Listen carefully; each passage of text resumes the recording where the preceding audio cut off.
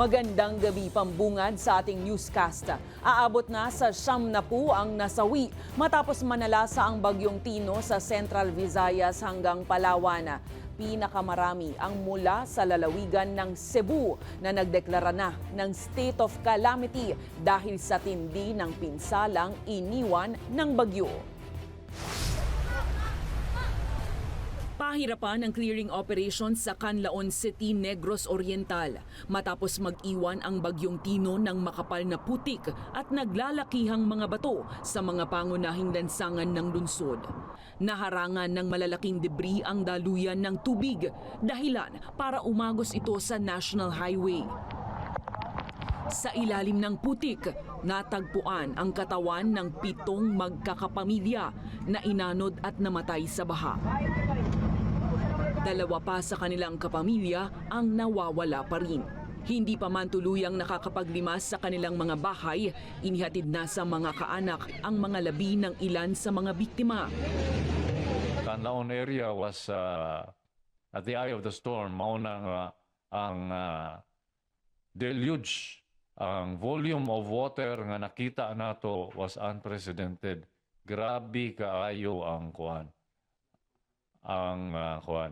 Ang devastation. Ang Cebu Province naman, nagdeklara na ng state of calamity sa buong lalawigan. Sa mga videos online, bakas ang matinding pinsala. Halos mabura ang ilang komunidad sa tindi ng hagupit ng bagyo. In less than 10 minutes, biglang the water rose dramatically, no? People had no enough time na tumakbo. That's why they all have to do is to go to their roofs na lang. Kasi yun lang talagang a mode of survival nila. Sa gitna nito, tanong ni Cebu Governor Pamela Baricuatro. Bakit ganun? 26.6 plus 600 plus billion yung flood control funds. And yet ito yung nangyayari sa amin. Ang tinaguriang last ecological frontier ng bansa, hindi rin nakatakas sa hagupit ng Typhoon Tino. Ang pamosong tourist town na El Nido sa Palawan, dumanas ng matinding blackout. Nasira din ang isang hanging bridge doon.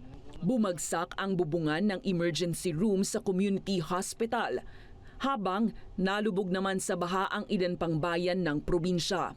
Sa pinakabagong tala, lagpas 70 individual na ang nai-report na nasawi sa kasagsagan ng bagyong Tino. Pinakamarami mula sa Cebu Province. Tinataya namang mahigit 1 milyong Pilipino, kabilang ang libu-libong nawalan ng tirahan ang apektado ng bagyo.